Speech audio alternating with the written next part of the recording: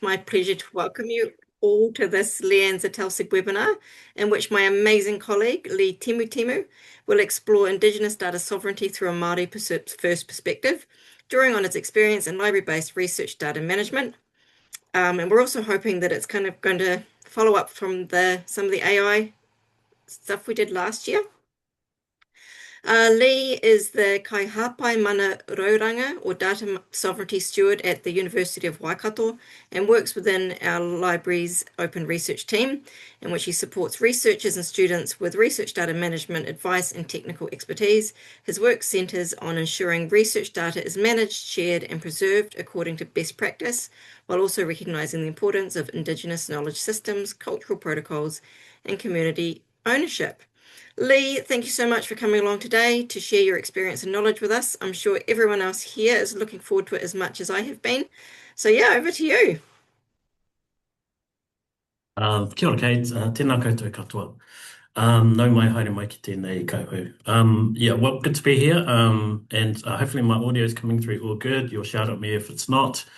And yeah, just a pleasure to be here presenting this webinar to TELSIG. So here we go.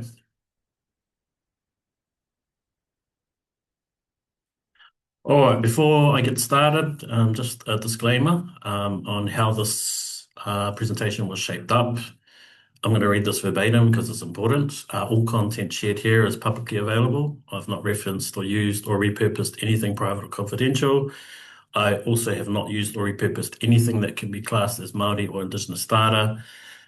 Choosing what not to share was also part of my practice and process in preparing this content. And finally, the kaupapa judgment and voice remain my own, as does accountability for what's presented here with you all today. And just a note on the tools that I use, and yes, I did use AI tools to help with thought partnership for this presentation. All right. So just a little bit about my positioning, my positionality, if you will. Yes, I am the Kaihāpai Mana Raraunga, which is loosely translated to be Māori Data Steward. I work within an awesome team here at Te Iho o Te Manawataki, the University of Waikato Library, within the open research team. Shout out to my team. And these italicized points are things or portai or responsibilities that sit outside of my university job, and they are, I'm also a PhD candidate and a Māori researcher. I consider myself to be a Māori data sovereignty and AI practitioner. I'm a member of the Kahui Māori of the AI Forum NZ, and importantly, I am not an AI expert. So what does my mahi entail here at the university? I advise researchers, postgraduate and PhD students on two topics in particular, and they are research data management, RDM, and also Māori data sovereignty. I have a focus on Māori, Pacific and Indigenous research and therefore researchers.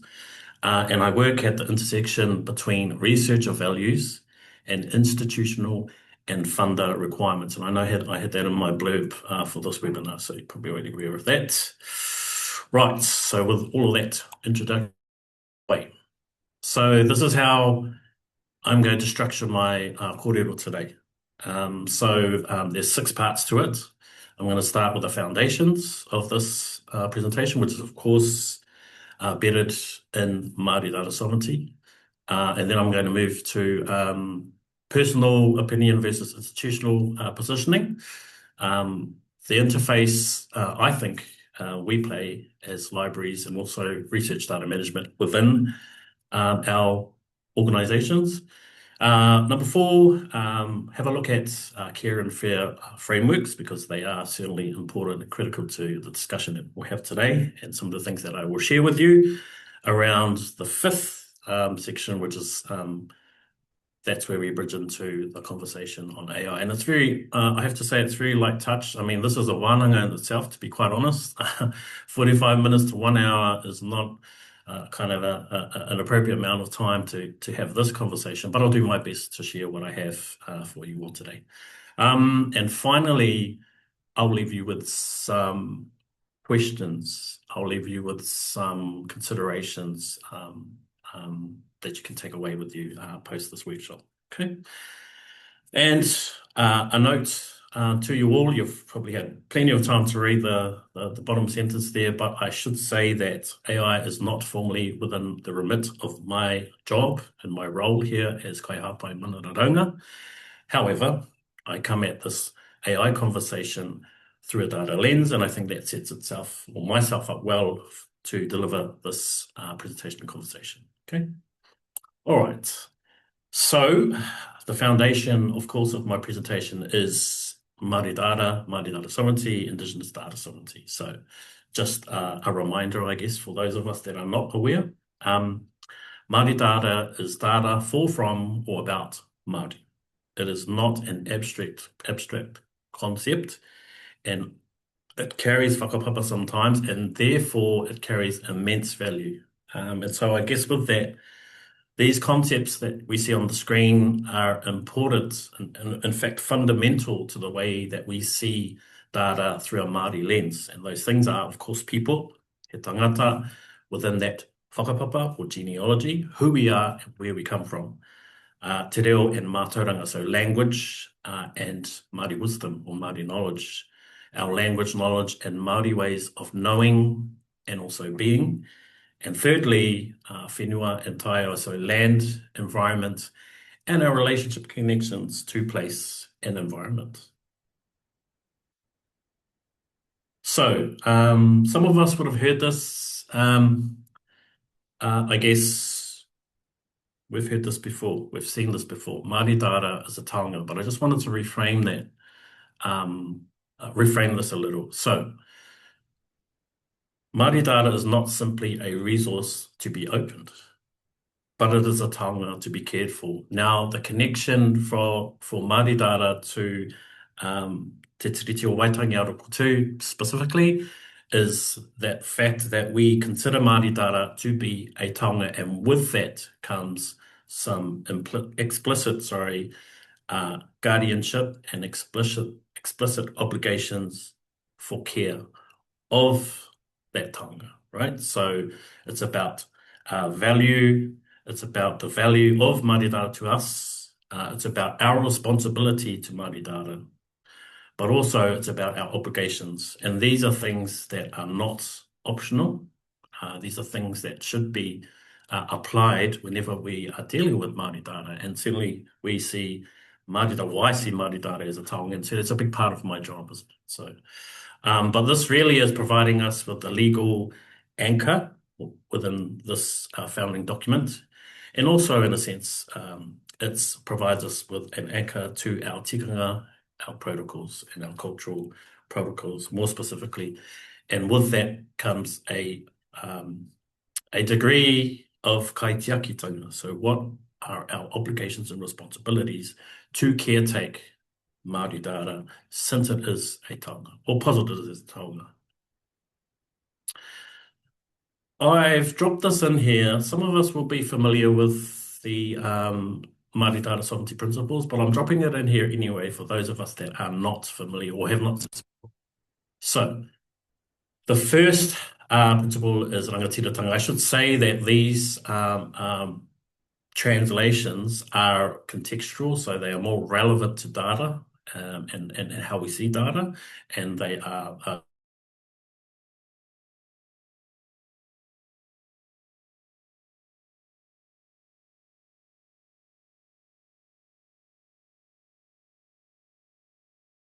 relationships, manakitanga, reciprocity, or the notion, or sorry, the concept of reciprocity, and finally kaitiakitanga, something that I've already mentioned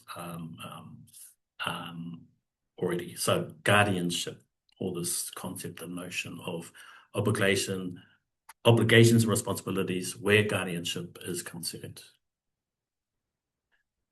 So I guess the question becomes, sovereignty is actually about who decides. Māori hold rights of governance and control over Māori data, what they should do, and where appropriate and where possible. Māori data sovereignty is grounded in rangatiratanga. In fact, it's one of the core principles of Māori data sovereignty, but it's not actually about locking away data or hoarding it. It's actually about authority and who more specifically, who holds the decision rights. So with Māori data governance, 4 questions are posed. Who decides access? Who decides storage? Who decides sharing? And finally, who decides the reuse or repurpose of that data? And for those of us that are deep in this realm, you'd be familiar with the frameworks and principles of Te Mana Raraunga, but also Te Kahui Raraunga, specifically their Māori data governance model. And I think I'll be able to share, well, I will share this with this presentation with Kate post-workshop. And so you folks can get amongst those links and just dig deeper, I suppose. So who decides? All right, so moving to policy and institutional strategy, I guess. So all of the content that I'm referencing within this presentation has context and foundation in 2 key documents, and hence why I've linked them here and I'm showing you on the slide. So the first one is the Universities of New Zealand, the Pan-University Statement on Open Access. And some of us will be familiar with this document, but certainly it's provided the foundation for a lot of the content that I'll be sharing with you today. It recognises the right of iwi, hapu, and Māori researchers to determine whether their data is open. It endorses both the fair and care principles. I've got a section coming on that shortly. From an institutional perspective, so from within the university that I work within, we have an open research position statement. Many of the open research team and some of our former open research directors and leaders were central to the curation and design and drafting of this very important position statement on OR here at our university. It was, in fact, Aotearoa New Zealand's first OR position statement back in 23, and within it is embedded a commitment to Māori data sovereignty, and it is aligned with the care and fair principles and frameworks. And of course, it references Te Mana Raraunga Charter. There's a commitment to Indigenous data sovereignty embedded also in our Te Rautaki Rangahau, which is our university's research plan, the current one. So I just wanted to drop that in there as well. So I guess what I'm saying with this slide is that I'm not making any of this stuff up. I am basically referencing publicly available information. And so I am really just utilizing content that is embedded into our institutional position statement on open research, and also referencing the University of New Zealand statement as well. So I just really wanted to provide that link because most of this, of course, is really just repurposing information that is already out there and available. So with that, I understand that the TEL is the Tertiary Libraries special interest group, but I did want to provide a slide on what is open research. For those of us that have joined this webinar that might not necessarily work in a library that deals with open research. So open research describes a range of processes and practices that aim to improve the reach, reproducibility, that's a difficult word, and rigor of research. And these processes and practices differ according to discipline and can fall under the broad areas of these 4 broad areas: open access, open educational resources, research data management, and also open data. So I really just wanted to provide this as a bridge into the next section for those of us that are not familiar with OR. So again, coming back to our institution's framework, we have, of course, I've mentioned this already, but the Open Research Position Statement for the University of Waikato. I think it's a really amazing piece of work, and it's several years old now, but it certainly provides us with a good compass to navigate through some of the challenges that we face, not just within our library, but also within libraries and tertiary institutions around Aotearoa. So the 6 key principles or PO that sit within our position statement are partnership, responsibility, reach, bibliodiversity, rigor, and inclusive research. Now, I should say that these 6 POE principles are probably not unfamiliar to most of us on this call today, but I guess I'm simply sharing what we already have within our institution that helps to guide us, and it particularly helps to guide me as well in my role as Kaihāpai Mana Raraunga. So, as you'll see on the screen on this slide, Māori data sovereignty lives most clearly within the partnership and responsibility POE. In fact, they are embedded and named within those 2 POE.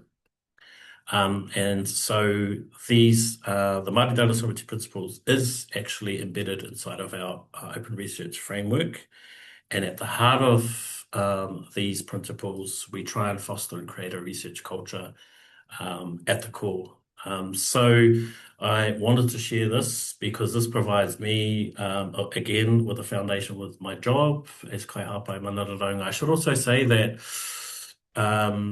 this role that I sit in today, I've been 9 months into it now, and it was one of the recommendations that came out of this important piece of work. So looking back on this a couple of years, and here I am today, all credit to our university and this institution for creating and designing this specific role, because by my gaze and scanning the university landscape, at the moment anyway, I haven't found an equivalent that does a person or role that does exactly what I'm doing here at the university. So shout out to our university.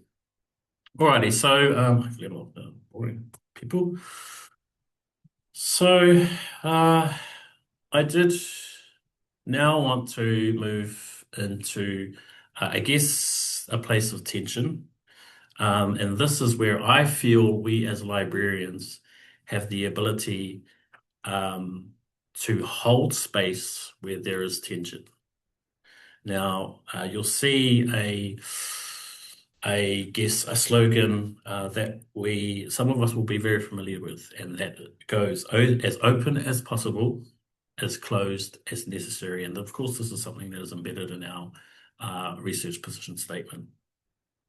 Now, I mentioned this to remind us that the importance of being open with our data, but being as closed off as necessary is, I feel, important.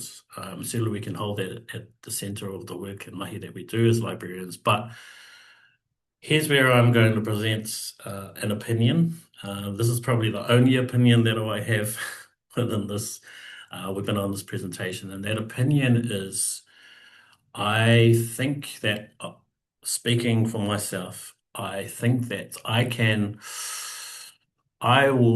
cannot use this articulation as a reason to justify not being responsible in the way that I treat the openness of data, but also it's okay to close off some of the data that we have and be okay with that. So as that the first sentence describes, openness really has pull, and we can see that with the infographic there. So open access research is around 10 times more likely to be cited in policy than closed research. But at the same time, so we feel the pull of open data, but at the same time, we shouldn't be afraid to take responsibility and be responsible caretakers of data, and it's okay to be less open. So that's the end of my opinion. Less open can mean protecting participants and communities that have obviously participated in collation of data. And also it can mean that we are observing tikanga within the processes and systems that we implement and apply within our libraries. So the skill is, though, knowing what to close and when, but importantly, who gets to decide these things. And I have got a few slides coming that kind of hopefully will provide some or posit some whakaaro or thoughts for your kind of consideration. Okay, so libraries are not neutral places. each of the steps that you can see on screen has a decision behind it, or there is a decision in our process in the way that we do things, right? And each decision that we make can carry our values, but also on the other side of the coin, each decision that we make has impacts and also consequences. So I feel that we often see ourselves, librarians, as enablers of access, but at a metadata level, and also the way in which we provision access settings are actually acts of data governance. So these are us, myself, everyone on the school, within your roles and responsibilities as librarians within your libraries, you are making decisions that are actually acts of data governance. And I think this is really important for us to consider and also maybe even to ponder. So I guess what the decisions you make today, albeit small, could have impacts downstream. And there's more on that coming in the next couple of slides. I feel that research data management is where we start making decisions, and that's where we make some of these data governance acts and decisions. We can see this playing out and being applied in terms of how we do data management plans. I support postgrad and PhD candidates to do exactly this, to not only design and create and draft their DMPs, but also to help them answer some of the queries and concerns and questions that they have around the safe management of their data, research data, through a Te Ao Māori lens, but also more specifically through a Māori data sovereignty lens. And this can impact in ways where storage is considered, the sharing of your data, obviously, and then also the preservation and retention of that data. And these are things that I talk about through my RDM side of my work with our students. And there's some really interesting conversations that we have. I should say that the introductory workshops on RDM and MDS that I deliver twice monthly, most of the students that rock up to these workshops they are actually specifically coming to these workshops to learn more about Māori data sovereignty. And that's really interesting. I think it's really positive, a positive sign, but also I think it's really interesting that our students, well, I can only speak for our students here at the university, are wanting to engage more to better understand what Māori data means and how they can apply best practice within their research practices anyway, where Māori data sovereignty and Indigenous data sovereignty is concerned. So that's a really positive thing. I take that to be a really positive sign. I've added another one in here, which some of us might be familiar with within our work, either within RDM libraries, also maybe even Māori data sovereignty or IDS. So the relationships and engagement that we maintain and hold with ITS are actually, I think, are really important.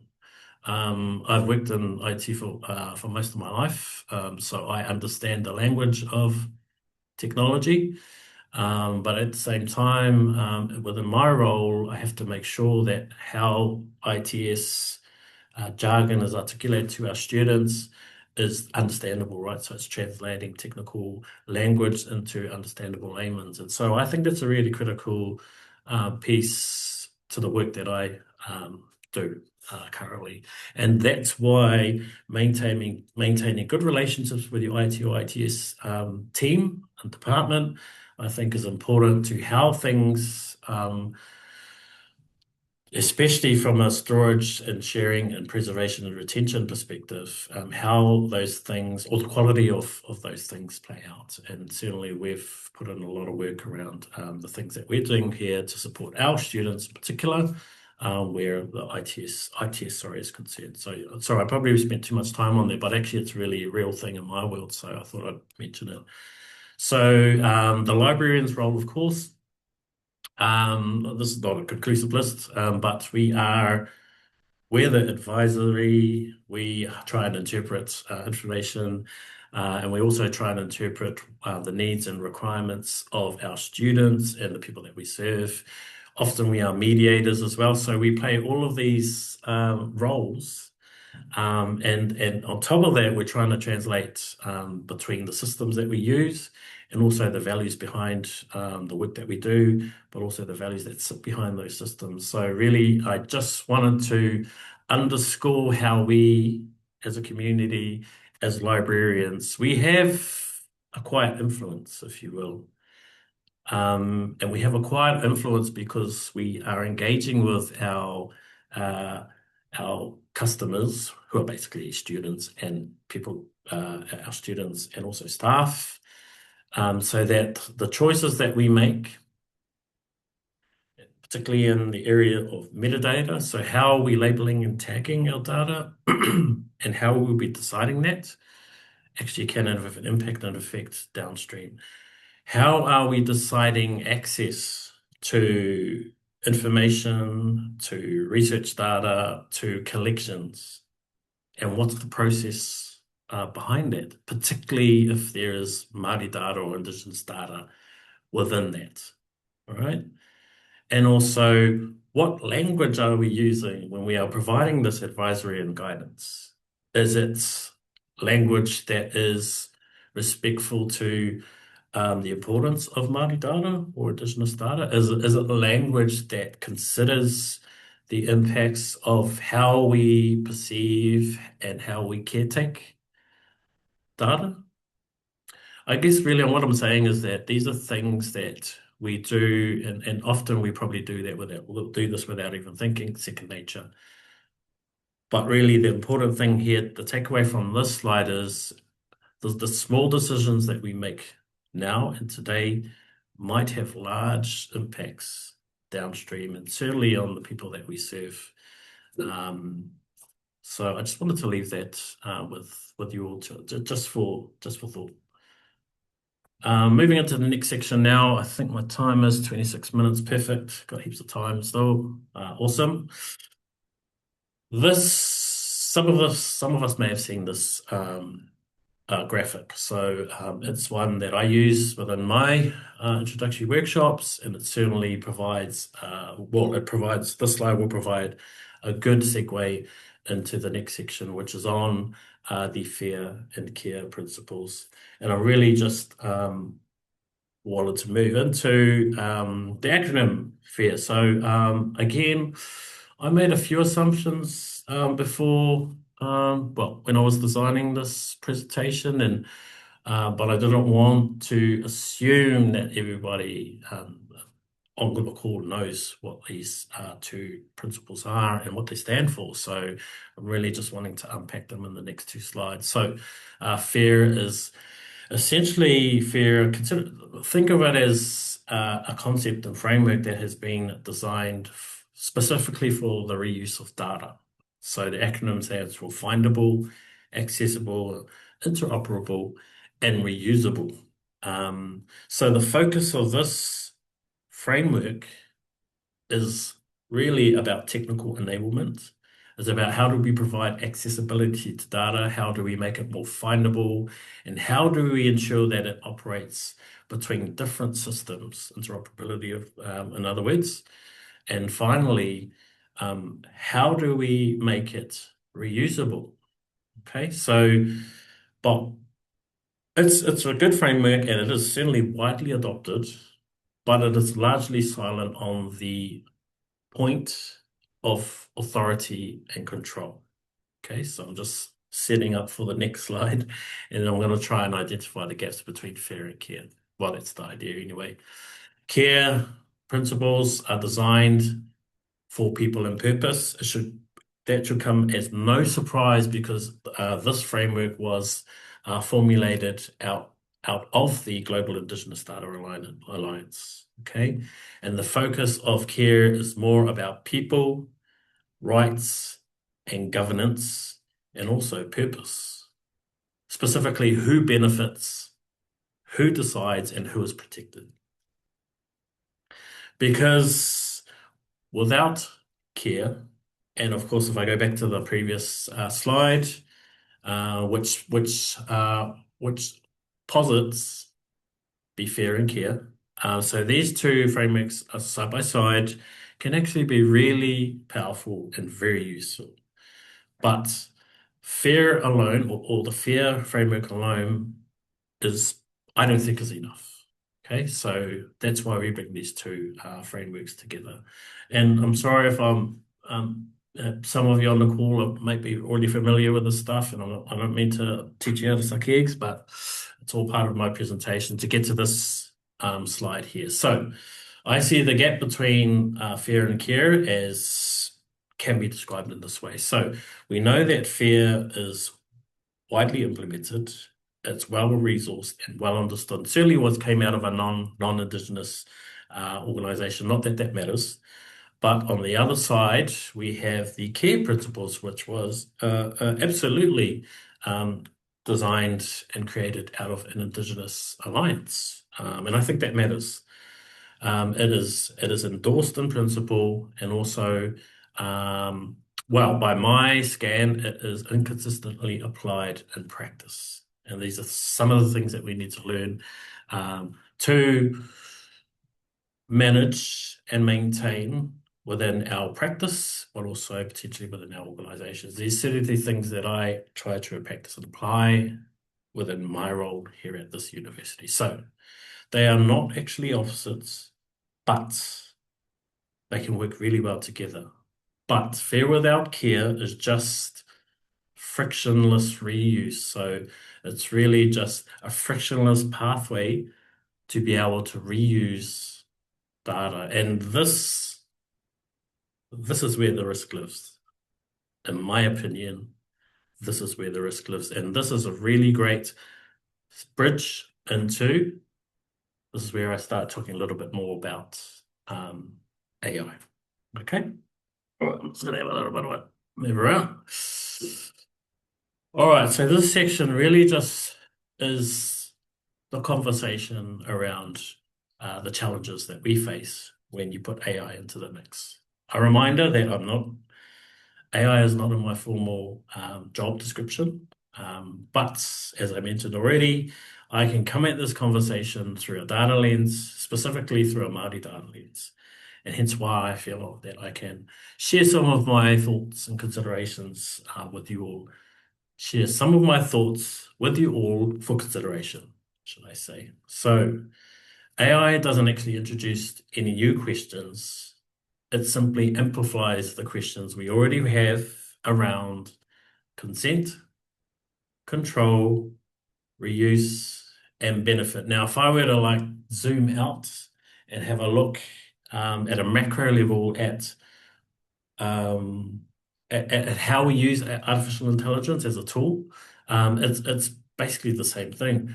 It is a great tool if we master it and use it well, and we use it responsibly, but it can also amplify the challenges and issues that come with, I guess, a responsible use of Gen AI, or a responsible use of AI tools in general, or AI in general, should I say. So I feel that some of us are already well, I guess, involved and in the midst of using AI tools for our work and our mahi. And we know that the foundation of the data that has been used to train most of these frontier AI models is inherently and largely, the data is biased in so many ways. Again, that's another conversation, but this is important to understand, because with that bias, it can be amplified in the wrong way, in the negative way, of course, and that's not a good thing for us, not a good thing for our humanity at that level.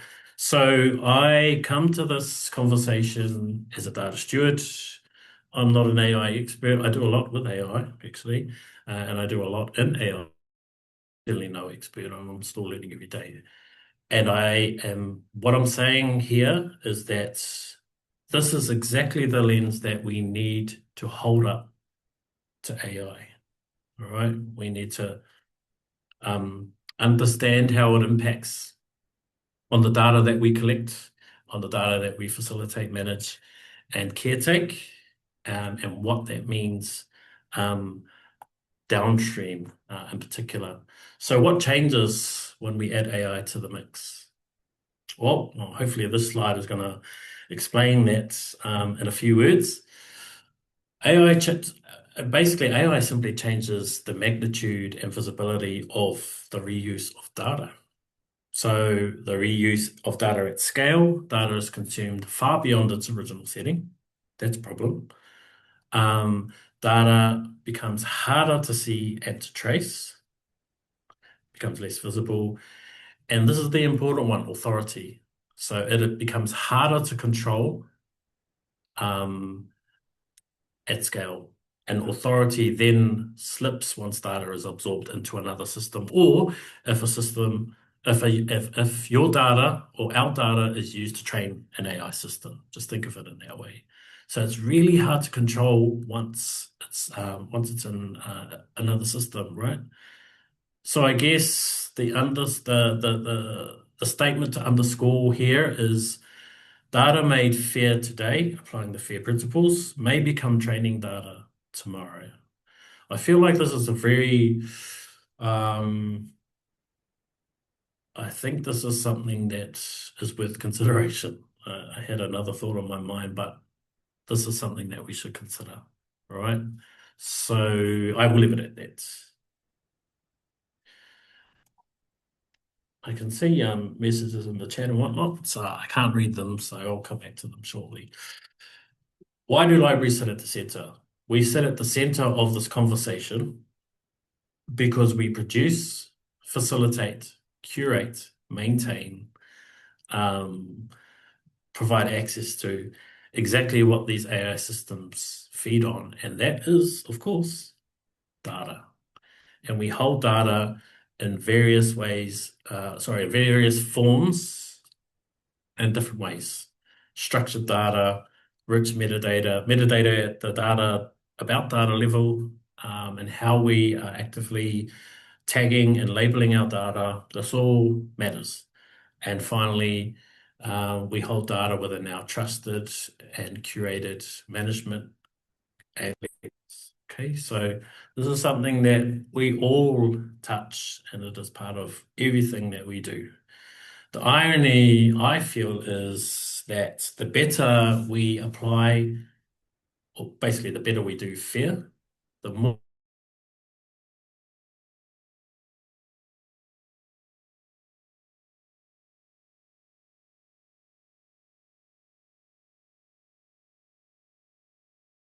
it can become to these AI systems, right? Because it's data that they can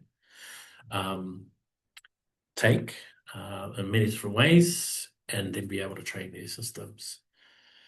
So I guess our craft as librarians often maximizes, it does. It often maximizes usability and accessibility of data. But I think that without the care principles, kind of riding up alongside the work that we do in applying FAIR, we're not including our communities, our participants in that thinking, who probably would never consent to the data being repurposed and reused and shared elsewhere or outside of its original purpose, right? Again, just some things that I am presenting for your consideration. We are not, actually, all of us on this call today, myself included, we are not bystanders to the AI data problem, because we're actually making decisions upstream of what's happening here.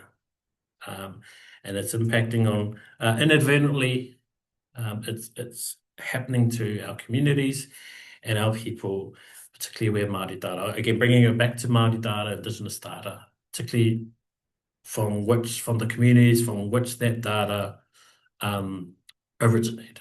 And I think I'll just leave it at that. All right, so where does the governance break down? Well, hopefully within this slide here, you'll be able to see that consent, of course, can be given for one use and one purpose, but then it can be reused and repurposed elsewhere. Something for us to think about. There is often limited ability to withdraw or remove data, physically or logically remove data, but also access to data. It can become a limited. We can't do that often when it's moved downstream. And finally, there's no visibility of downstream usage, utilization, sharing, or repurposing. So this is the problem in itself, right? So coming back to the care principles, I think the care principles posits the questions: who benefits, who decides, and who is protected. Again, it just comes back to authority control, protection, and so on and so forth. So think of it in this way: we can trace the whakapapa of our data as it's moving through our organizations. Well, whakapapa as in the genealogy or where it came from. And step by step, we can look at the steps, processes, and mechanisms that were applied to this data. And then where can we make better decisions? Where can we apply not just the fair principles, but also the care principles as well? Because I think that it's the care principles that are going to provide us with a way to safely caretake data and hopefully help prevent our data sets from entering into these AI systems or being put into these AI systems without governance and our control around to prevent that from happening. I guess that's what I'm saying. So this is actually a structural argument. So the gap, this is not an abstract gap. This is a structural argument, and it is a governance consideration as well. I thought it was important to insert this slide. I'm not going to go into detail, but I did want to share this with all. It's recently published Māori AI Governance Framework from Te Kaihāpai Mana Raraunga, and it specifically speaks to governance of Māori data through an AI lens. And I did want to pull this. I'm pulling out this this kōrero, this content from within that document that says recognizes that AI is fundamentally data-driven intelligence and therefore requires culturally grounded governance approaches that protect Māori data sovereignty and uphold te tiriti or waitangi. And they have eight pillars, 8 po. And this is a framework that we should all consider reviewing and having a look at. There's nothing else like it. And I really just wanted to call this out and put it in your mind, implant it in your mind. And please do take a look at this in your own time. But this governance framework provides us with some practical ways in which we can navigate this conversation that we're having today.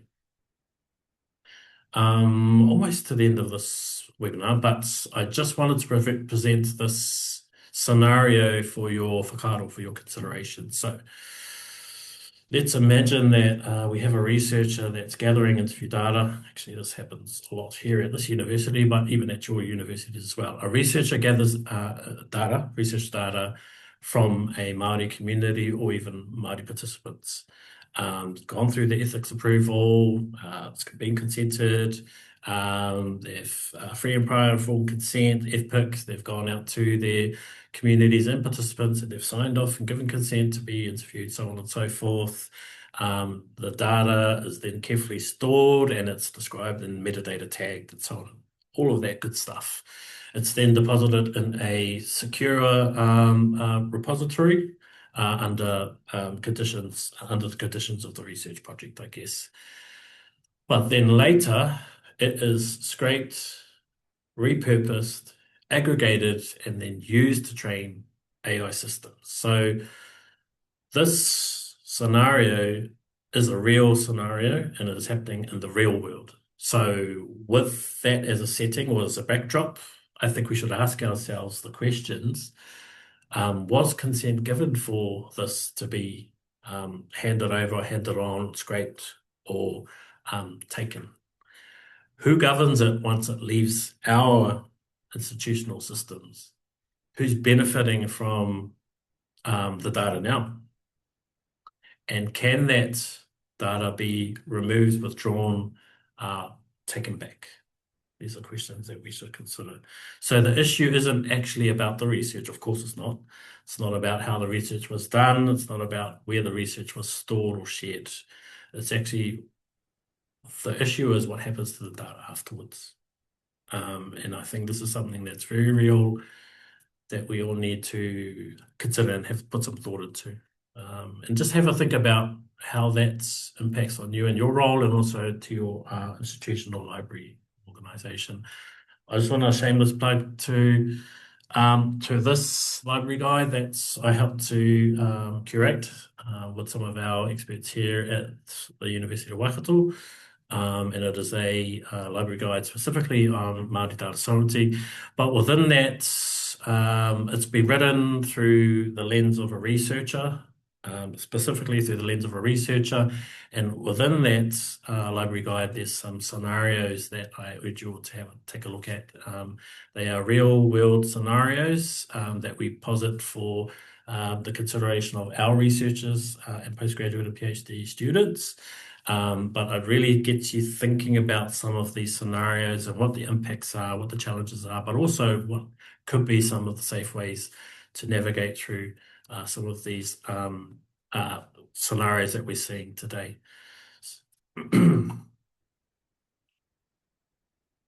So, team, I'm almost pretty much at the end. I've got a couple of slides to go, but just wanted to leave some, I guess, parting questions for us all. Why and where do we assume openness is always good?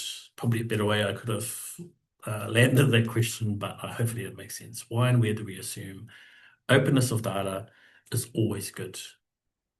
Who benefits from our systems? And importantly, who is missing from those systems? That includes governance as well, I should say. Governance over Māori data and Indigenous data. What future uses are we enabling today, again, with the small decisions that we're making, micro decisions that we're making today, that could have larger impacts later on in time, but also downstream? And finally, to reset ourselves in the moment, we are living, we are living in an unprecedented time where artificial intelligence is having an immense impact on humanity. So I can't describe it any way than that. I do a lot of work outside of my role here at the University of Waikato as Kaihāpai Mana Raraunga in the realm of AI, particularly front-facing with our communities, our Māori communities. So I see a lot. I'm privileged to see a lot, and I'm also privileged to hear, see, and observe a lot of the impacts that are happening outside in the world, right? So I think if I pull it back into the work that we do within libraries, we should ask ourselves, where should we slow down and start considering making some really considered decisions around the work that we're doing, how we're doing it, and how we can utilize some of the frameworks that already exist to improve the way that we are engaging with, not only engaging with artificial intelligence, but also being better caretakers of the data within our remits, within the systems and data sets that we have. How do we be better and more responsible caretakers of that data, I guess is really what I wanted to say. So these are not answers for today, certainly not. I'm hoping that these will provocate some consideration thinking in your own minds. But I think this is my call to action to the virtual room is on the screen right now. Okay. And with that, in closing,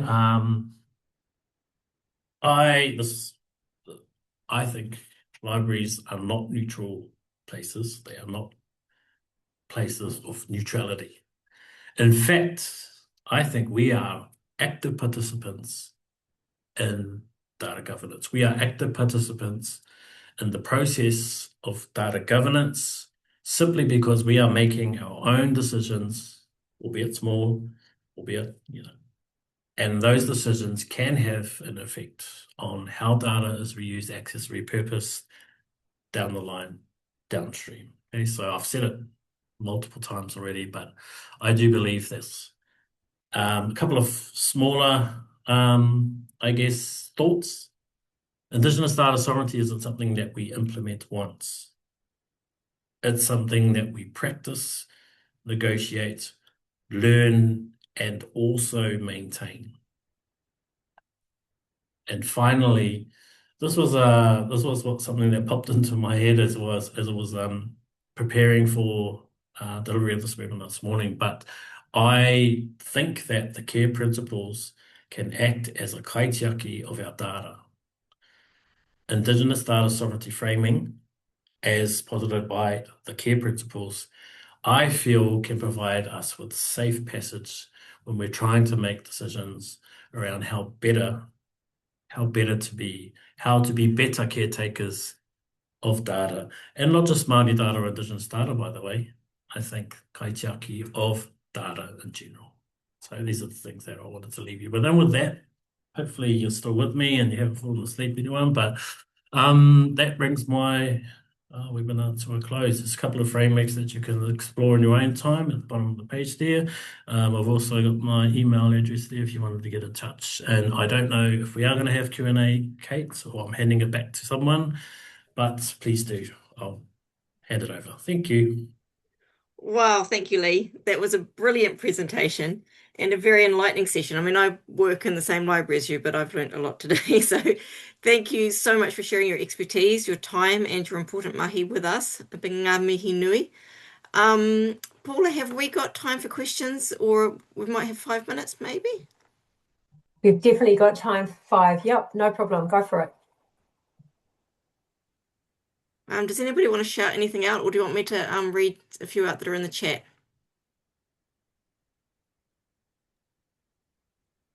I'm just scanning the chat myself, but if anybody wants to yell out something, then go for it. Somebody has asked, is there anyone working on a Māori AI? Can there be such a thing? Oh, cool. Yes, there is. That's the answer. A sovereign Māori AI, yep.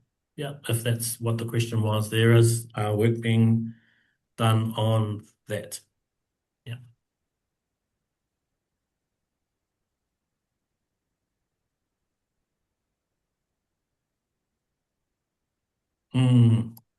Yes, very good.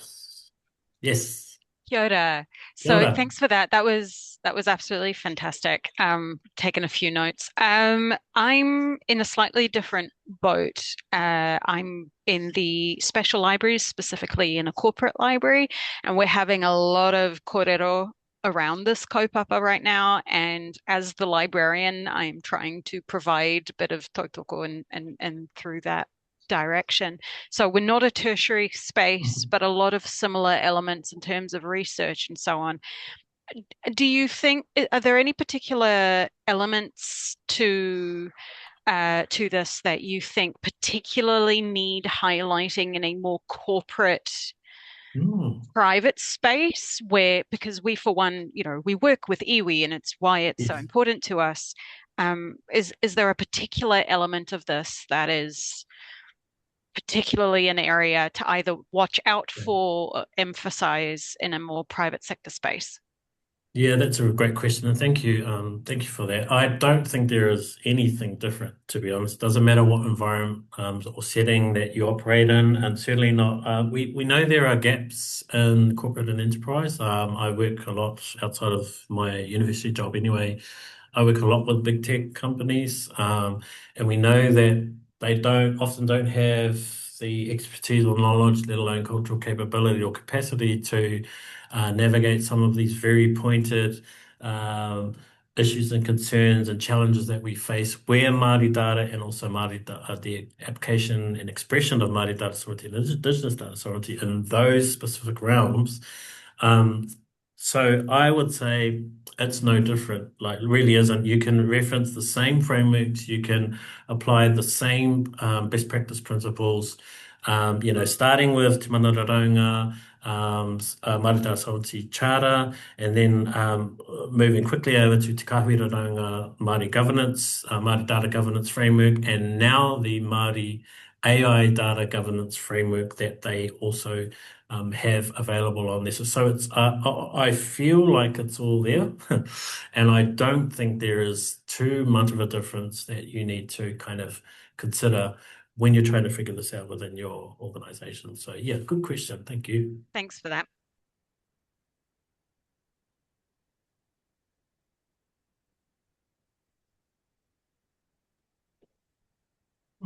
Hey, we've probably got time for one more question, Lee, if there's anything else in the chat you want to talk to. Yeah, I saw that from Craig. Yes, there is Māori AI. I've already answered that. And yes, there can be such a thing, and yes, it is being worked on. Kim, cool to see you online, Kim.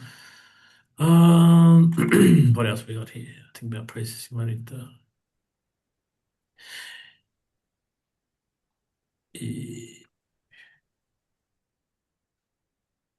Yes, absolutely okay for the slides. I'm pretty sure it's okay because again, it's okay for the slides to be shared, and I will share those because again, it's all public information. There's nothing that's private or confidential, so I think that'll be absolutely fine. I will check with my line manager though, just to make sure. Sure. So for everybody, that's just Lee saying he's going to check with the uni to make sure it's all right to have those slides shared in conjunction with the presentation, which will sit on LIANZA's YouTube channel. And in the spirit of the content, it'd be amazing to have it as open to our community to keep on learning. It's such a fantastic resource for those doing professional registration and the MyCPD, in addition to just continually growing what we need to know. So, Kate, I might close our session after you've done your farewells. No, I think I've said it all. I think that was brilliant. Thank you, Lee. And we'll look forward to this all going up on the LIANZA site if we can. Thanks again, Lee. Yeah, thanks, Lee. That's the biggest LIANZA webinar that I've since I've been in the office for 7 months. So 92 people joining. So yeah, thank you so much. Thanks for your time, your energy, and all the additional work that goes into making a presentation like this. It's not something that's just born overnight. So thank you. And thanks, Kate, for getting this going for LIANZA members. I will close now and check the LIANZA webpage. We're putting events up quite a lot at the moment. There should be 3 or 4 new ones going up in the next day or two, and a whole lot of new things ready to go from July the 1st, when we have a large influx of new members thanks to the enhanced membership model that LIANZA is running. Kia ora, everybody. I have the chat, the karakia, so if you would like to join in, feel free. Ona hia te pō, whiri marama, tomo kia te ao, whātu tangata. Tātai ki runga, tātai ki raro, tātai ahoro, humie, huie, tākie. Thanks, everyone. Have a great day.